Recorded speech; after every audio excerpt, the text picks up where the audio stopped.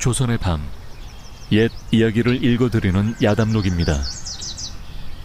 이 아이는 김진사 댁의 핏줄이다. 천안내년의 자식이 아니야. 처음부터 그렇게 약조가 된 것 아니더냐. 썩 내놓지 못할까. 갓 태어나 눈도차에 뜨지 못한 핏덩이를 부여안고 벌벌 떨던 제 두 팔이 억센 여종들의 소나귀에 무참히 꺾이고 말았습니다. 10달을 품고 뼈가 부서지는 진통 끝에 낳은 제 목숨 같은 아이였습니다. 젖이 돌아 퉁퉁 부어오른 가슴을 쥐어뜯으며 흙바닥을 기어갔지만 굳게 닫힌 안채의 육중한 문 너머로는 찢어질 듯 우는 아이의 목소리만 메아리칠 뿐이었습니다. 짐승처럼 끄끄대며 핏물이 나도록 입술을 깨물어야만 했던 그 밤, 제 배를 아파 낳은 아이를 단 한 번 안아보지도 못한 채 생이별을 해야만 했던 이런 끔찍한 상황이 벌어진 데에는 아주 충격적인 이유가 있었습니다.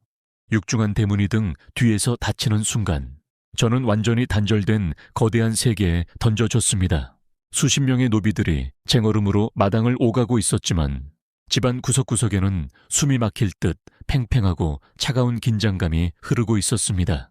처음 석 달 동안 저는 부엌 한 구석에 차가운 흙바닥에서 자며 닭이 울기도 전에 일어나 쉴 새 없이 일했습니다. 이 집의 권력자인 안주인 마님 윤 씨는 바늘로 찔러도 피 한 방울 나오지 않을 것 같은 냉혹한 여인이었습니다.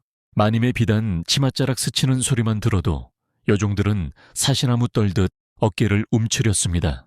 저는 아무리 모진 꾸지람을 들어도 묵묵히 시키는 일을 했고 종아리에 피멍이 들어도 비명 한 번 지르지 않았습니다. 비를 피할 지붕 아래에서 보리밥이나마 거르지 않을 수 있다는 것만으로도 고향에 홀로 남은 어머님을 위해 이 지옥을 견뎌야만 했습니다. 그러던 어느 늦은 밤, 온화한 성품의 여종 순덕 형님이 제 곁으로 다가와 소름 끼치는 진실을 속삭였습니다. 오기야, 마님께서 널 유심히 지켜보고 계신다. 마님께서 수년째 아이를 못 가지셔서 결국 시바디를 드리기로 마음을 굳히셨어. 그 제물로 점 찍은 사람이 바로 너란다. 시바디. 온몸의 핏기가 빠져나가는 충격이었습니다. 제 몸을 빌려 가문의 대를 잇고 나면 영원히 아이 곁에서 쫓겨나야 한다는 뜻이었습니다. 다음 날 아침 마님은 저를 안채로 불러 서늘한 눈빛으로 선고를 내렸습니다. 내년이 이곳에 온 이유를 잊지 않았겠지. 서방님의 씨를 품어라. 그리고 아들을 낳거라. 딴 마음을 품는다면 네 어미의 목숨까지 온전치 못할 것이다. 선택권은 없었습니다. 그날 이후 저는 푹신한 이불과 기름진 밥상을 받게 되었지만 그것은 제가 사람이 아니라 귀중한 아기 씨를 담아낼 그릇으로 도축될 날을 기다리는 짐승이 되었다는 증거일 뿐이었습니다. 마침내 첫날 밤이 다가왔습니다. 하얀 명주옷을 입고 사랑채로 향하는 발걸음은 청은망은이었습니다. 방 안에는 나리 김도겸이 앉아 있었습니다. 그의 눈빛에는 탐욕이 아닌 무거운 불편함과 자괴감이 깔려 있었습니다. 침묵을 깨고 제가 먼저 입을 열었습니다. 나리. 소녀가 두려운 것은 나리를 모셔야 하는 이 밤이 아니옵니다. 아이를 낳고 나면 산속의 짐승처럼 버려질까 두렵습니다. 제발 쫓겨나지는 않을 것이라 약조해 주실 수 있으십니까? 18 노비의 당돌한 물음의 나리는 당혹감과 연민이 교차하는 표정을 지었습니다. 이윽고 그가 무거운 목소리로 대답했습니다. 약조할 수 없는 것을 거짓으로 약조하지는 않겠다. 허나 네가 쓰임을 다했다 하여 함부로 길거리에 버려지는 일만은 결단코 없도록 막아주마. 완벽한 약조는 아니었지만 거짓말로 저를 유린하려 드는 비열한 자는 아니었기에 그 말은 한 줄기 동아줄처럼 다가왔습니다. 그 밤 저는 영혼만은 쓰러지지 않으리라 이를 악물었습니다. 2달 후 헛구역질과 함께 제 뱃속에 새로운 생명이 들어섰음이 확인되었습니다. 두려움과 벅찬 감정이 뒤엉켰습니다. 하지만 마님의 눈빛은 기쁨이 아닌 차가운 증오로 번뜩였습니다. 그날부터 밥상에서 고기 반찬이 사라지고 식은 보리밥 덩어리가 전부가 되었습니다. 제 처소는 칼바람이 들이치는 낡은 북쪽 방으로 옮겨졌습니다. 저를 말려 죽이려는 교묘한 핍박이었습니다. 회임한 지 넉 달째 되던 무렵 안채가 발칵 뒤집혔습니다. 마님이 아끼던 금비녀가 사라진 것입니다. 횃불을 든 노비들이 들이닥쳤고 억센 여종들이 제 낡은 이부자리 밑에서 금비녀를 찾아내 바닥에 내동댕이 쳤습니다. 감히 내 물건에 손을 대다니 회의만 몸만 아니었다면 당장 관에 넘겼을 것이다.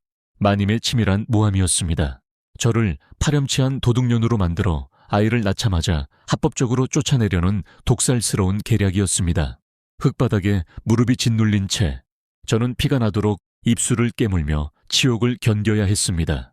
며칠 뒤 사색이 된 순덕 형님이 인적이 드문 곳으로 저를 끌고 갔습니다. 오기야, 마음 단단히 먹거라. 청솔골에서 정갈이 왔다.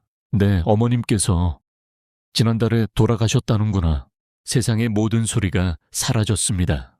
한 달 전 제가 도둑년 취급을 당하며 숨죽여 울고 있던 그 시간에 어머님은 핏덩이 같은 죄책감을 안고 홀로 숨을 거두신 것입니다. 저는 소리내어 곡조차 하지 못하고 짐승처럼 오열을 삼켰습니다. 당장이라도 혀를 깨물고 뒤를 따르고 싶었지만 불룩한 배 안에서 툭 하고 작은 태동이 느껴졌습니다. 그 순간 저는 핏발선 두 눈을 번쩍 떴습니다. 슬픔으로 짓눌려 있던 가슴 밑바닥에서 대장간의 쇳물보다 더 뜨거운 분노가 화산처럼 솟구쳤습니다. 어머님을 앗아간 가난, 그리고 제 아이마저 빼앗으려 드는 마님의 잔혹함. 저는 두 주먹을 꽉 쥐고 자리에서 일어났습니다. 어머님, 맹세코 소녀는 여기서 무너지지 않겠습니다. 살아서 제 뱃속의 아이를 온전히 품에 안고 저들을 향해 반드시 죗값을 묻겠습니다. 저의 굳게 담은 입술 사이로 거대한 싸움의 소막이 소리 없이 오르고 있었습니다. 어머님의 부고를 가슴 가장 깊고 어두운 곳에 피눈물로 묻어버린 그날 밤, 저는 뜬 눈으로 밤을 지사으며 차갑게 식어가는 제 이성을 날카로운 칼날처럼 다잡았습니다. 슬픔에 잠겨 곡을 하고 있을 시간조차 제게는 허락되지 않았습니다. 당장 제 목을 조여오는 마님의 독살스러운 올가미를 벗어던지지 못하면 어머님이 목숨과 맞바꾸어 지켜낸 제 목숨마저 허망하게 세우러질 판이었습니다. 양반집에 비천한 노비가 안주인의 뜻을 거스르고 살아남기 위해서는 뜨거운 감정이나 억울함을 토로하는 호소가 아니라 얼음장처럼 차갑고 명백한 진실, 즉 꼼짝 못할 증거가 필요했습니다. 저는 어둠 속에 우두커니 앉아 금비녀가 제 방에서 발견되던 어젯밤의 기억을 머릿속으로 샅샅이 되짚어 보았습니다.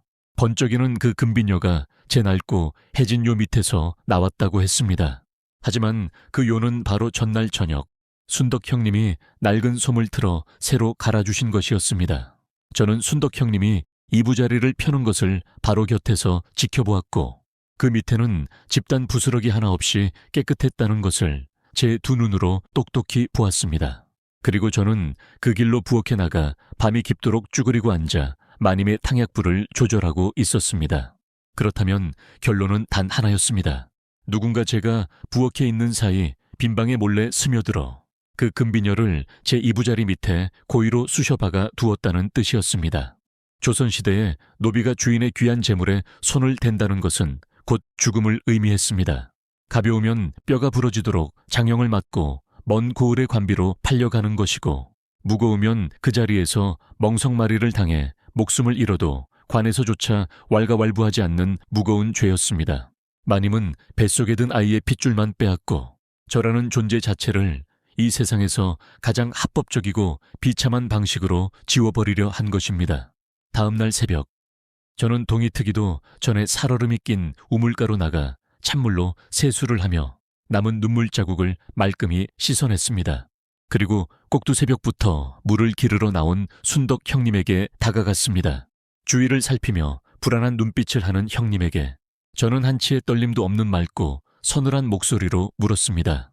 형님, 엊그저께 제 방의 이부자리를 새로 깔아주실 때 그 요 밑에 금비녀 같은 것이 떨어져 있었습니까? 순덕 형님의 두 눈이 커다랗게 벌어졌습니다. 형님은 들고 있던 물바가지를 내려놓고 잠시 생각에 잠기더니 이내 단호하게 고개를 가로저었습니다. 없었다. 내가 요를 번쩍 들어 먼지를 털고 바닥을 빗자루로 싹싹 쓸어낸 뒤에 요를 깔았으니 그 밑에 무언가 번쩍이는 것이 있었다면 내 눈에 띄지 않았을 리가 없지. 그 밑엔 분명히 아무것도 없었어. 그럼 제가 그날 저녁 내내 부엌 아궁이 앞에 앉아 약탕기 불을 보고 있었던 것도 형님께서 제 곁에서 똑똑히 보셨지요. 순덕 형님은 제 날선 질문의 의도를 단번에 알아차린 듯 사색이 되었습니다. 양반집 노비가 안주인이 파놓은 함정을 정면으로 들추어내려 하는 것은 짚을 지고 불 속으로 뛰어드는 것과 같은 위험천만한 짓이었기 때문입니다. 하지만 형님은 핏발이 선 제 두 눈동자 깊은 곳에 맺힌 지독한 결기를 보았고 모진 누명을 쓰고 벼랑 끝에 몰린 저를 차마 모른 척 외면하지 못했습니다.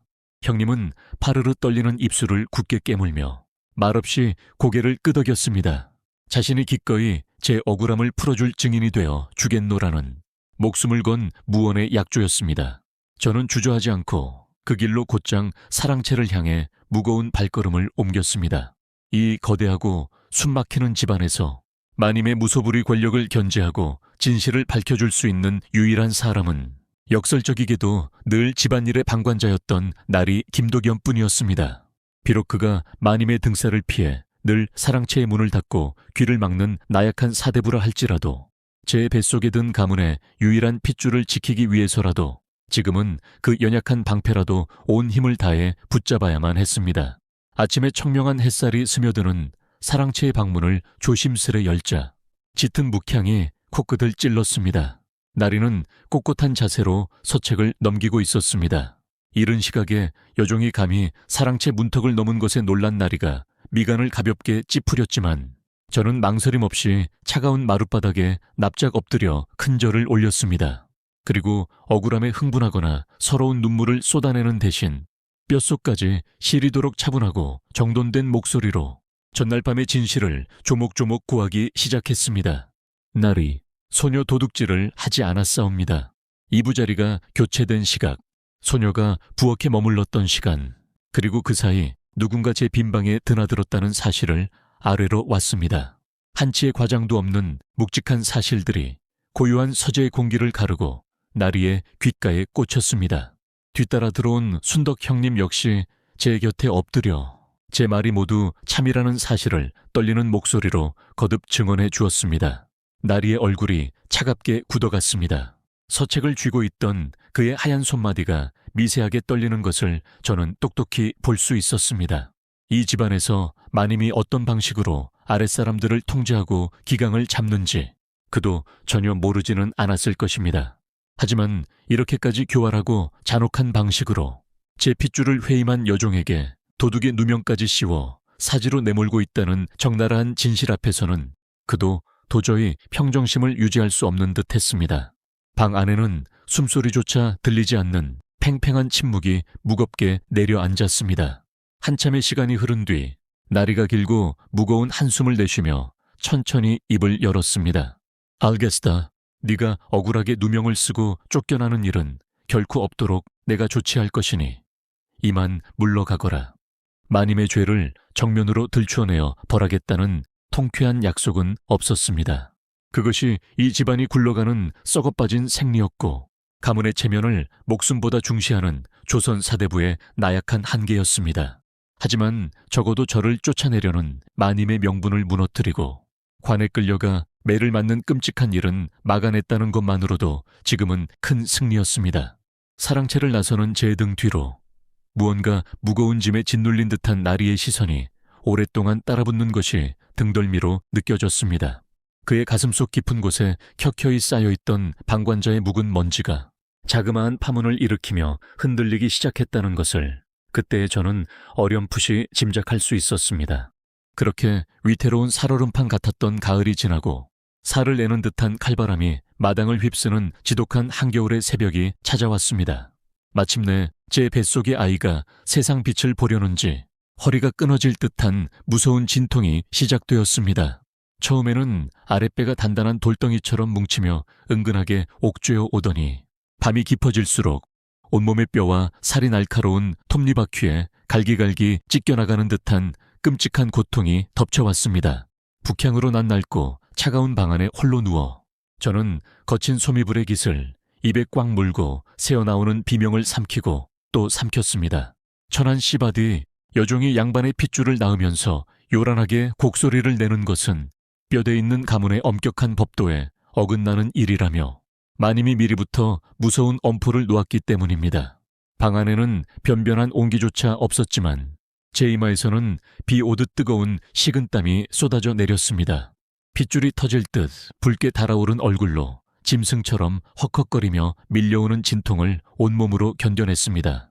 소식을 듣고 허둥지둥 달려온 순덕 형님이 제 방에 작은 지화로를 피우고 가마솥에서 끓는 물을 날라왔습니다. 형님은 땀범벅이 된 제 얼굴과 목덜미를 따뜻한 물수건으로 닦아주며 제 곁에서 피가 통하지 않을 만큼 제 두 손을 꽉 부여잡아 주었습니다. 조금만 더 버텨. 오기야, 거의 다 왔어. 짐승도 제 새끼를 낳을 땐 아파서 소리를 지르는데 왜 이리 미련하게 참아. 억울하면 소리라도 내어 질러라. 순덕 형님은 안타까움과 서러움에 눈물을 펑펑 흘리셨지만 저는 끝내 단 한 번의 비명도 지르지 않았습니다. 제가 여기서 고통에 무너져 비명을 지르면 마님이 저를 더 비천하게 얕잡아 볼 것이라는 지독한 오기 하나로 이빨이 부러져라 턱을 악물었습니다. 손톱이 손바닥을 파고들어 붉은 피가 배어나왔지만 그 고통조차 아랫배를 찢는 진통 앞에서는 아무것도 아니었습니다. 꼬박 하루 밤낮을 지사은 처절한 사투 끝에 마침내 창호지 너머로 푸르스름한 동이 틀 무렵이었습니다. 제 몸의 모든 기운과 피가 한꺼번에 밑으로 쏟아져 내리는 듯한 감각과 함께 방 안에 차가운 공기를 찢는 듯한 우렁찬 아이의 첫 울음소리가 터져 나왔습니다. 아들입니다. 늠름하고 장군 같은 사내 아이옵니다. 기다리고 있던 늙은 산파가 피투성이가 된 핏덩이를 높이 들어 올리며 감격에 겨워 소리쳤습니다. 찰나의 멍한 정적이 흐르더니 곁에 있던 순덕 형님이 바닥에 엎드려 오열하며 두 손을 모았습니다. 제 온몸은 물을 잔뜩 머금은 솜처럼 무겁게 늘어져 손가락 하나 까딱할 힘조차 없었지만 저는 필사적으로 땀에 젖은 고개를 돌려 아이를 찾았습니다. 산파가 대충 핏물과 태지를 닦아내고 거친 무명 강보에 싼 아이를 제 가슴 위에 조심스레 얹어 주었습니다. 그 순간 온몸을 무참히 찢어놓던 지난밤의 끔찍한 고통이 봄눈 녹듯 아득하게 사라지는 기적을 경험했습니다. 제 품에 안긴 아이는 너무나도 작고 깃털처럼 가벼웠습니다. 채눈도 뜨지 못한 퉁퉁 부은 눈꺼풀, 허공을 향해 꽉 쥔 붉고 앙증맞은 두 주먹, 쭈글쭈글한 작은 볼을 가진 그 핏덩이는 제 평생 보아온 그 어떤 보석보다 눈부시게 아름다운 생명이었습니다. 아이가 아직 눈도 뜨지 못한 채 본능적으로 입술을 오물거리며 제 가슴팍을 파고들자 뼛속 깊은 곳에서부터 왈칵 뜨거운 눈물이 치밀어 올랐습니다. 어머님, 하늘에서 굽어 살피고 계시옵니까? 소녀가 기어코 이 모진 목숨을 부지하여 이리도 어여쁘고 귀한 핏줄을 세상에 내어놓았습니다. 어머님의 목숨값으로 살아남은 소녀가 비로소 세상에 새로운 숨결을 틔웠습니다. 저는 떨리는 입술을 아이의 보드라운 뺨에 조심스레 비비며 소리 없는 눈물을 하염없이 쏟아냈습니다. 뱃속에 있을 때부터 수백 번, 수천 번을 속으로 불러보았던 그 이름을 가만히 읊조렸습니다. dolly. 아무리 거친 비바람이 몰아치고 잔혹한 운명이 발길질을 해대어도 부서지지 않는 단단한 바위처럼 굳세게 살아남기를 잘하는 어미의 간절하고 처절한 염원을 담은 이름이었습니다. 아이가 태어났다는 소식에 어느새 사랑채에서 급히 건너온 나리가 방문 앞을 서성이고 있었습니다. 그는 양반의 체면 탓인지 차마 피비린내가 가시지 않은 방 안으로 들어오지 못한 채 문지방 너머에서 산팩에 조심스레 아이를 건네받았습니다. 무명 강보에 쌓인 아이를 두 팔에 안아든 나리의 표정은 묘하게 일그러져 있었습니다. 수년을 기다려온 후사를 얻었다는 양반으로서의 환희보다는 자신을 대신해 피눈물을 흘리며 사선을 넘어준 가엾고 어린 여종에 대한 짙은 부채감이 그의 하얀 얼굴에 무겁게 드리워져 있었습니다. 나리는 한참 동안 말없이 아이의 얼굴을 들여다보다가 고개를 들어 땀과 피로 범벅이 되어 쓰러져 있는 저를 애처로운 눈빛으로 바라보았습니다. 수고했다 오기야. 참으로 장하고 큰 수고를 하였다. 그의 입에서 흘러나온 그 투박하고도 짧은 한마디에 제 가슴이 덜컥 내려앉았습니다. 이 차갑고 비정한 저택에 팔려온 이후 누군가 제게 사람의 온기를 오롯이 담아 건네준 첫 번째 진실한 위로였기 때문입니다. 얼어붙었던 마음에 아주 작은 온기가 스며드는 것 같았습니다. 하지만 그 짧고 애틋한 온기가 채 가시기도 전에 복도 저 끝에서부터 섬뜩한 냉기가 바닥을 타고 밀려왔습니다. 소리 없이 사뿐한 걸음으로 나타난 안주인 윤씨 마님이 서늘하고 도끼 어린 눈으로 그 광경을 지켜보고 있었던 것입니다. 나리의 품에 안긴 아이를 바라보는 마님의 눈빛에는 후사를 얻었다는 안도감이나 가문의 경사에 대한 기쁨 따위는 한 줌도 존재하지 않았습니다. 오직 제가 낳은 저 핏덩이가 행여라도 집안에서 자신의 절대적인 권력을 위협하는 불씨가 되지 않을까 경계하는 차갑고 잔혹한 뱀과 같은 포식자의 눈빛만이 형형하게 번쩍이고 있었습니다. 그 소름 끼치는 눈빛과 허공에서 마주치는 순간 저는 본능적으로 깨달았습니다. 10달의 고통을 인내하고 아이를 낳는 것으로 끝난 줄 알았던 저의 지옥이 이제 비로소 진짜 잔혹한 형태를 갖추고 날카로운 아가리를 벌리기 시작했다는 것을 말입니다. 제 품에서 곤히 잠든 아이의 숨결을 지키기 위한 피 튀기는 진짜 싸움은 아직 시작조차 되지 않았습니다. 아이가 태어난 지 꼭 사흘째 되던 날 아침이었습니다. 출산의 상처가 채 아물지 않아 밑이 빠지는 듯한 고통 속에서도 저는 제 품에서 새근새근 잠든 아이에게 젖을 물리는 기쁨 하나로 버티고 있었습니다. 아이가 작은 입으로 제 젖꼭지를 찾아 힘차게 빨아들일 때마다 제 생명력이 고스란히 아이의 혈관으로 흘러 들어가는 듯한 벅찬 감동에 가슴이 저릿했습니다. 이대로 영원히 시간이 멈추어 이 작고 따뜻한 핏덩이와 단둘이 이 좁고 찬 골방에 갇혀 살아도 좋겠다는 어리석은 생각마저 들었습니다. 하지만 굳게 닫혀있던 방문이 거칠게 열리며 비단 치맛자락을 끌고 마님이 2명의 건장한 여종을 대동한 채 방 안으로 들이닥쳤습니다. 마님은 뱀처럼 차가운 시선으로 방 안을 한번 훑어보더니 턱으로 제 품에 안긴 아이를 가리키며 짧게 명했습니다. 아이를 안채로 모셔라. 심장이 바닥으로 쿵 떨어지는 듯 했습니다. 아직 핏물도 채 마르지 않은 사흘된 핏덩이였습니다. 제 젖을 물려야만 살 수 있는 제 목숨이었습니다. 마님 아니도옵니다. 아직 소녀의 젖을 떼지도 못한 어린 것이옵니다. 제발 조금만 더 달품만이라도 제 품에서 젖을 물리게 허락해 주시옵소서. 저는 미친 사람처럼 아이를 품에 꽉 끌어안고 뒤로 물러섰습니다.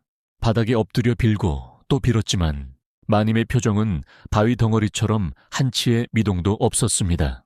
어디서 감히 천한 종년이 어미 행세를 하려 드느냐. 이 아이는 김진사 댁의 귀한 핏줄이다. 천한 내년의 자식이 아니야. 처음부터 그리 약조가 된 것 아니더냐. 썩 내놓지 못할까. 마님의 벼락 같은 호통이 떨어지기가 무섭게 두 여종이 무자비하게 제게 달려들었습니다. 그들은 제 양팔을 뒤로 꺾어 억세게 짓눌렀습니다. 아이를 뺏기지 않으려 필사적으로 버둥거렸지만 출산으로 피를 쏟아내어 종이장처럼 얇아진 제 몸뚱이는 그들의 억센 힘을 도저히 당해낼 재간이 없었습니다. 마침내 제 품에서 강제로 아이가 떨어져 나가는 순간 허공을 가르는 아이의 날카로운 울음소리가 방 안을 가득 채웠습니다. 방금 전까지 제 젖을 빨며 새근거리던 아이가 낯선 이의 품에 안겨 자지러지게 울기 시작했습니다.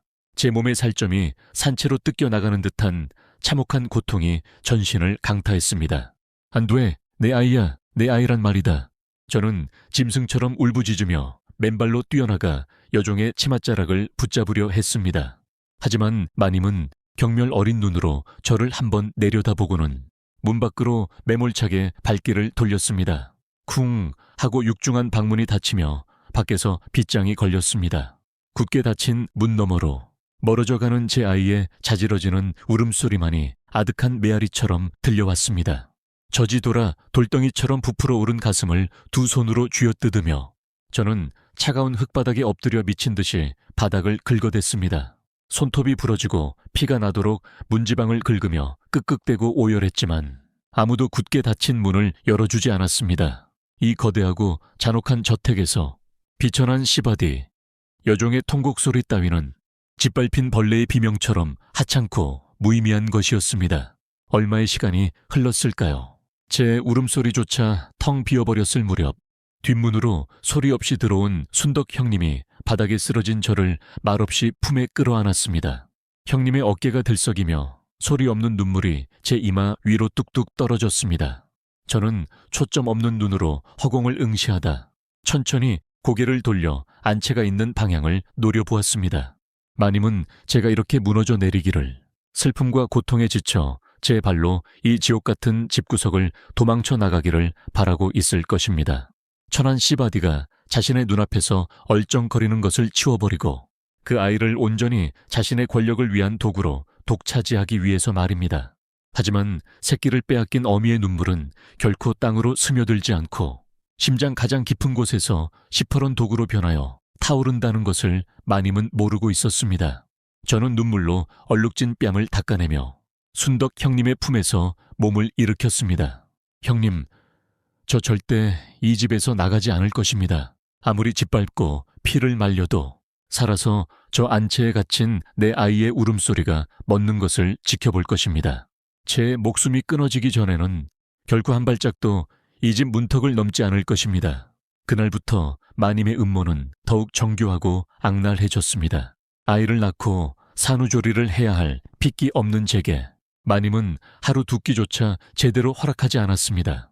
식은 보리밥에 물 묻은 김치 한 가닥이 전부였습니다.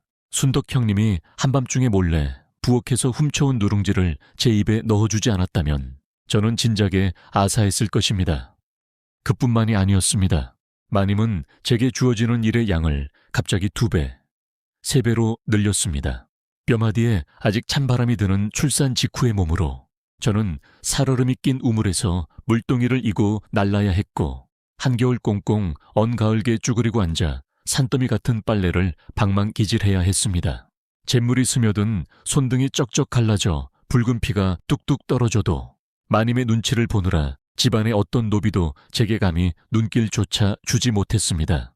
몸이 망가지고 기운이 꺾이면 결국 제 발로 도망칠 것이라는 마님의 잔혹한 계산이었습니다. 아침에 눈을 뜨면 하늘이 빙빙 돌았고 물동이를 이고 걸을 때면 다리가 사시나무처럼 후들거렸습니다.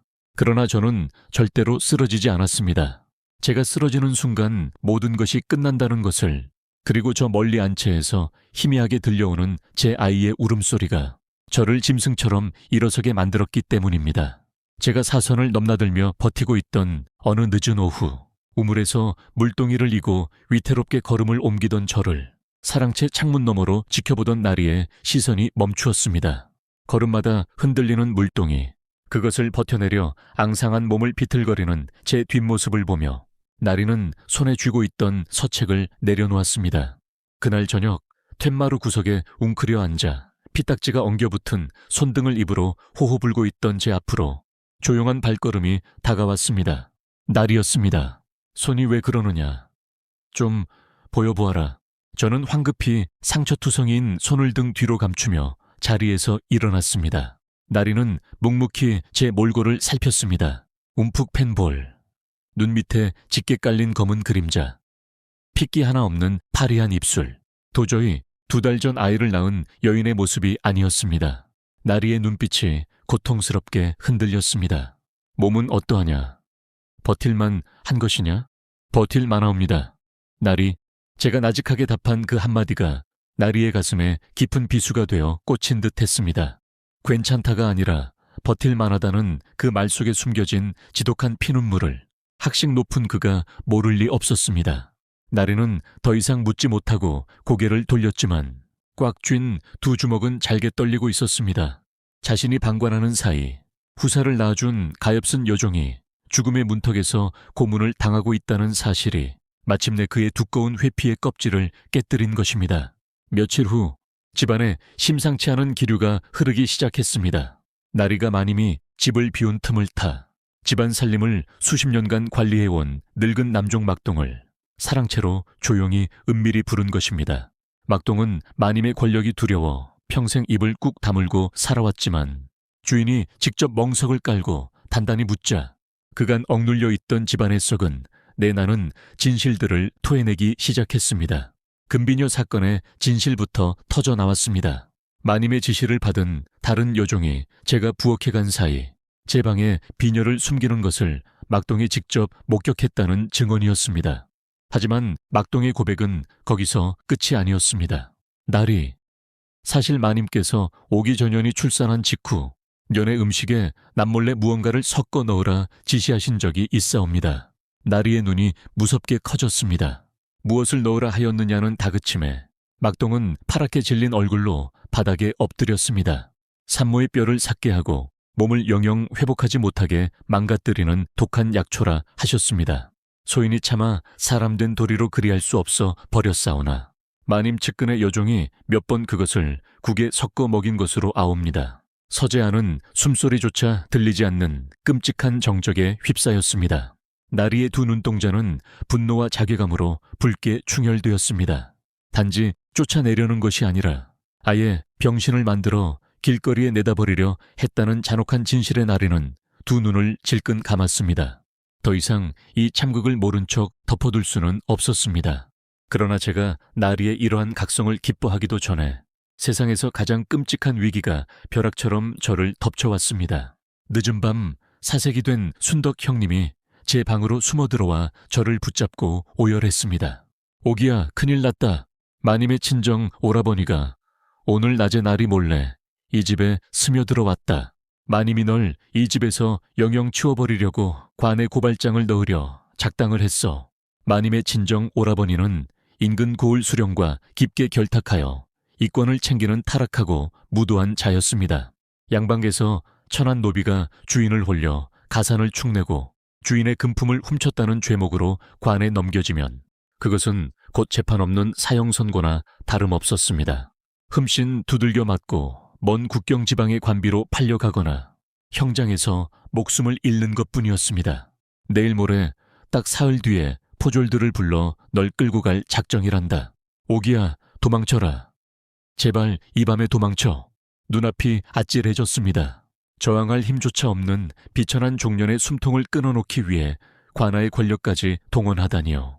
그날 밤 제가 물을 깃기 위해 홀로 우물가에 섰을 때 어둠 속에서 마님의 친정 오라버니가 뱀처럼 미끄러져 나타났습니다. 탐욕스럽고 탁한 눈빛을 한 그는 저를 비웃으며 속삭였습니다. 네가 그 발칙한 종년이냐. 내 너를 가엾게 여겨 마지막 자비를 베풀러 왔다. 지금 당장 짐을 싸서 흔적도 없이 이 고을을 떠나거라. 그리하면 고발장은 거두어 주마. 살고 싶지 않으냐? 그의 말은 자비가 아니라 최후 통첩이었습니다. 지금 이 자리에서 무릎을 꿇고 도망친다면 제 목숨 하나는 부지할 수 있었습니다. 그러나 그것은 내 젖을 찾으며 울고 있을 내 도리와 영영 살아서는 보지 못하는 영원한 이별을 뜻했습니다. 저는 우물가의 꼿꼿이 서서 턱을 치켜들었습니다. 등줄기를 타고 식은땀이 흘렀지만 제 두 눈빛은 칠흑 같은 어둠 속에서도 형형하게 빛났습니다. 목숨이 아깝습니다. 허나 이 집 문턱을 제 발로 나가는 것은 제게 죽는 것과 다르지 않사옵니다. 저는 결단코 물러나지 않겠습니다. 남자는 기가 차다는 듯 코웃음을 치며 돌아서 어둠 속으로 사라졌습니다. 제게 남은 시간은 단 사흘. 사흘 안에 이 거대한 권력의 모가지를 비틀지 못하면 저와 제 아이의 연은 이승에서 영영 끊어지고 말 것이었습니다. 우물개 홀로 남은 저는 미친 듯이 떨리는 두 손을 꽉 쥐어 감추고 망설임 없이 발걸음을 돌렸습니다. 칠흑 같은 어둠을 뚫고 제가 당도한 곳은 굳게 닫힌 사랑채 앞이었습니다. 한밤중에 여종이 주인의 처소문을 두드리는 것은 미친 짓이었지만 제게는 더 이상 잴 것도 두려울 것도 없었습니다. 나리, 소녀, 오기요입니다. 나리, 당장 배야겠사옵니다. 사랑채의 방문이 거칠게 열리고 옷매무새를 가다듬은 나리가 놀란 얼굴로 나섰습니다. 저는 마룻바닥에 납작 엎드려서 지금 당장 벌어지고 있는 끔찍한 음모와 저를 관비로 팔아버리려 관아와 결탁한 그들의 살깃띤 계획을 숨김없이 토해냈습니다. 나리, 소녀에게 남은 시간은 단 사흘이옵니다. 사흘 안에 나리께서 움직이지 않으시면 가문의 귀한 핏줄을 낳은 어미가 억울한 누명을 쓰고 관가의 형장에서 이슬로 사라질 것이옵니다. 소녀는 죽어도 좋사오나 어미를 관비로 둔 나리의 자식은 평생 그 오명을 어찌 씻으려 하시옵니까? 피를 토하듯 내뱉는 제 절규에 나리의 얼굴이 종이장처럼 하얗게 질렸습니다.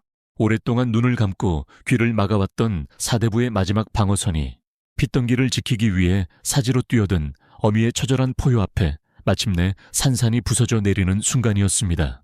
칠흑 같은 어둠 속 사랑채 마룻바닥에 납작 엎드려 피를 토하듯 절규하는 저를 내려다보는 나리의 얼굴은 참담하게 일그러져 있었습니다. 그동안 양반의 체면과 가정의 평화라는 허울 좋은 핑계 뒤에 숨어 힘없는 여종이 처참하게 짓밟히는 것을 애써 외면해 왔던 지식인의 비겁함이 산산이 부서져 내리는 순간이었습니다. 가문의 대를 잇기 위해 제 몸을 빌렸으면서도 정작 저를 죽음으로 몰아넣는 아내의 악행 앞에서는 침묵했던 자신의 위선이 제날 선고발 앞에 벌거벗겨진 것입니다. 나리는 한참 동안 굳게 다물었던 입술을 떼며 떨리지만 단호한 목소리로 명했습니다. 당장 막동이와 복녀를 이리 오라 일러라. 새벽달기 울기도 전 사랑채로 불려온 늙은 남종 막동이와 마님의 수종 노릇을 하던 여종 복녀는 사시나무 떨듯 벌벌 떨며 나리 앞에 엎드렸습니다. 나리는 벼루의 먹을 갈아 붓을 쥐고는 그들에게 자신이 안채에서 목격하고 지시받은 모든 악행을 숨김없이 이실직고하라 엄히 호령했습니다. 마님이 무서워 평생 입을 다물고 살았던 막동이와 죗값에 짓눌려 밤잠을 설치던 복녀는 마침내 참았던 숨을 터뜨리듯 끔찍한 진실들을 쏟아냈습니다. 마님이 훔친 금비녀를 제 방에 몰래 숨기라 지시한 일, 출산 직후 제 탕약에 산모의 뼈를 삭게 하는 독초를 섞으라 명한 일, 그리고 마침내 친정 오라버니를 은밀히 끌어들여 억울한 누명을 씌운 뒤 저를 관비로 팔아버리려 모의한 일까지 나리의 붓끝이 한지 위를 분노로 떨며 지나갔고 먹물로 빼곡하게 채워진 그 끔찍한 죄상들 아래에 막동이와 복녀의 붉은 지장이 선명하게 찍혔습니다. 동이 트자마자 나리는 그 증좌를 품에 품고 곧장 고을 관하로 향했습니다. 마님의 친정 오라버니가 타락한 수령에게 뇌물을 바치고 손을 쓰기 전에 한 발 앞서 사또의 판결대 위에 진짜 진실을 올려놓기 위함이었습니다. 아무리 수령과 호용호제하는 사이라 할지라도 고을에서 가장 덕망 높은 진사 어른이 집안 노비들의 지장이 찍힌 명백한 증좌를 들고 와 친족의 살인교사와 무고죄를 직접 고발하는 상황에서는 사또 역시 그를 덮어줄 재간이 없었습니다. 그날 오후 김진사 댁 마당에는 고막을 찢는 요란한 포승줄 소리가 울려 퍼졌습니다. 관에서 파견된 포졸들이 들이닥쳐 안채 대청마루에서 느긋하게 차를 마시며 제가 끌려갈 날만 기다리던 마님의 친정 오라버니를 오랏줄로 꽁꽁 묶어 질끌고 나갔습니다. 매제가 어찌 내게 이럴 수 있단 말이오. 고작 천한 종년 하나 때문에 뼈대 있는 양반가의 체면을 진흙탕에 처박을 셈이오. 마님의 오라버니는 포승줄에 묶인 채 악을 쓰며 발악했지만 사랑채 툇마루에 꼿꼿이 선 나리는 얼음장처럼 차가운 시선으로 그를 내려다볼 뿐 한치의 미동도 없었습니다. 행랑채 뒤편에 숨어 그 광경을 지켜보던 저는 두 손을 모아쥐고 덜덜 떨리는 숨을 토해냈습니다. 친정 오라버니가 끌려가자 안채는 발칵 뒤집혔습니다. 저녁 무렵 나리는 무거운 발걸음으로 안채의 문을 열고 들어섰습니다. 마님은 사색이 된 얼굴로 나리를 노려보며 앙칼지게 소리쳤습니다. 서방님, 지금 제정신이십니까? 천한 씨바디 연애 요망한 혀에 속아 친정 오라버니를 관에 넘기시다니요. 제가 서방님을 위해 이 가문을 위해 어찌 살아왔는데 나리는 마님의 발악 앞에서도 흔들리지 않았습니다. 오히려 품에서 막동이와 복녀의 지장이 찍힌 문서를 꺼내 마님의 발치에 던지듯 내려놓았습니다. 이 가문을 위한다는 알량한 핑계로 어린 핏덩이와 그 어미의 목숨을 잔혹하게 끊어놓으려 한 것이 부인이 말하는 양반의 법도이요. 죄 없는 자를 도둑으로 몰고 독을 먹이고 끝내는 관비로 팔아넘기려 한 그 추악한 탐욕이 이 문서에 낱낱이 기록되어 있어. 마님은 문서를 내려다보며 사색이 되어 입술을 부들부들 떨었습니다. 나리는 깊고 서늘한 목소리로 마지막 선고를 내렸습니다. 부인이 오라비는 관아의 법도로 단죄를 받을 것이요. 허나 부인은 내 한때 조강지처였던 정을 생각하여 관에 넘기지는 않겠소. 대신 오늘부로 부인을 소박할 것이니 당장 짐을 꾸려 친정으로 돌아가시오. 두 번 다시 내 눈앞에 그리고 저 가엾은 어미와 내 아이 앞에 얼씬도 하지 마시오. 조선시대 양반 여인에게 남편으로부터 내쫓김을 당해 친정으로 돌아가는 것은 사회적인 사형 선고나 다름없었습니다. 칠거지약 중에서도 가장 흉악한 투기와 악행으로 쫓겨난 여인은 평생을 손가락질 속에 고개도 들지 못하고 살아야 했습니다. 마님은 그 자리에 털썩 주저앉아 짐승처럼 통곡했지만 나리는 차갑게 뒤돌아섰습니다. 다음 날 아침 김진사 댁에 거대한 대문이 열리고 평생을 비단옷에 쌓여 군림하던 마님이 초라한 가마 하나에 올라탄 채 쓸쓸히 쫓겨나갔습니다. 여종들은 숨을 죽인 채 그 광경을 지켜보았고 저는 마당 한 구석에 서서 멀어져가는 마님의 가마를 말없이 바라보았습니다. 통쾌한 미소나 환희는 없었습니다. 그저 어머님의 목숨값으로 시작된 이 참혹했던 피눈물의 사투가 마침내 끝이 났다는 묵직한 안도감만이 저린 가슴을 쓸어내리고 있었습니다. 마님이 떠나고 집안의 무거운 정막이 가라앉았을 때 나리가 저를 불렀습니다. 나리는 말없이 앞장서서 제가 한 번도 제 발로 넘어보지 못했던 안채의 방문을 열었습니다. 방 안에는 따뜻한 아랫목에 누워 보채지도 않고 새근새근 잠든 제 아이 도리가 있었습니다. 저는 그 자리에 털썩 주저앉았습니다.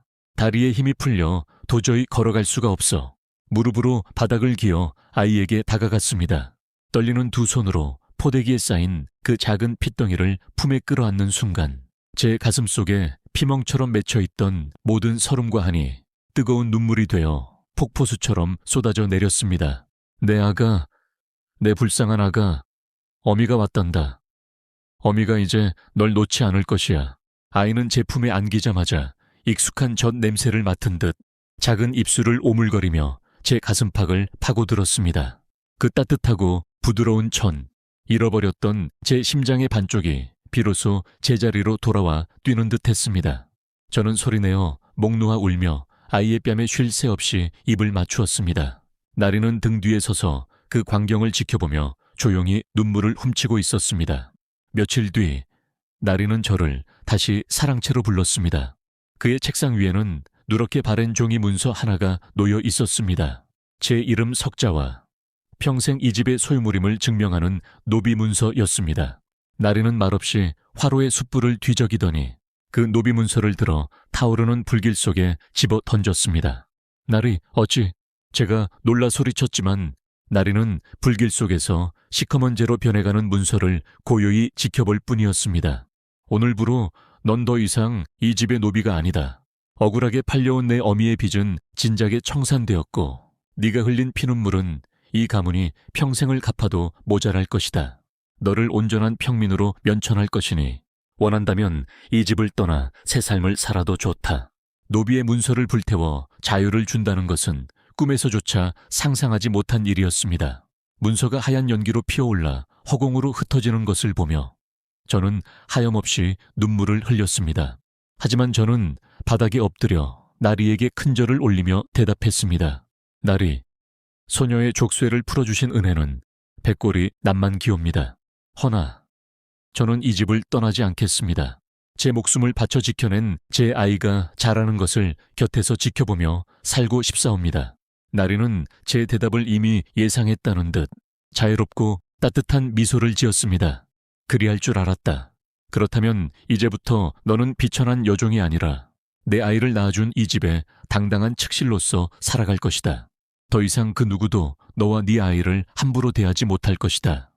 그렇게 혹독했던 제 인생의 기나긴 겨울이 끝나고 마침내 진정한 봄이 찾아왔습니다. 세월이 흘러 어느덧 뜰의 매화가 몇 번이나 피고 졌습니다.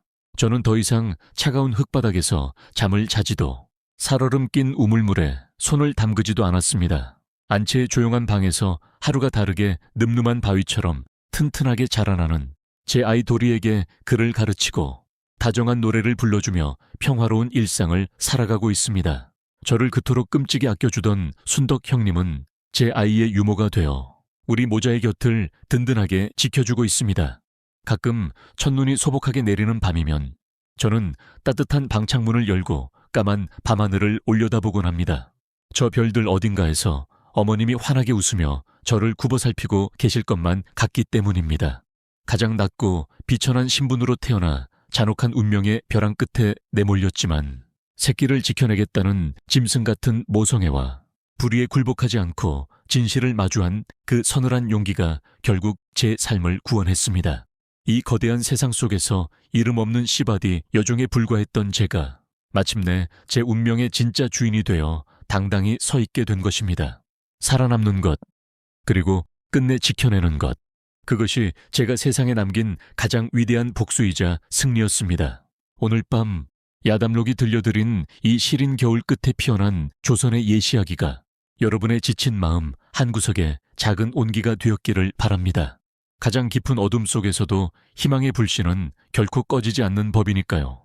이야기가 마음에 드셨다면 구독과 좋아요 부탁드리며 다음 이 시간에도 깊고 차분한 예시야기로 여러분의 머리맡을 찾아오겠습니다.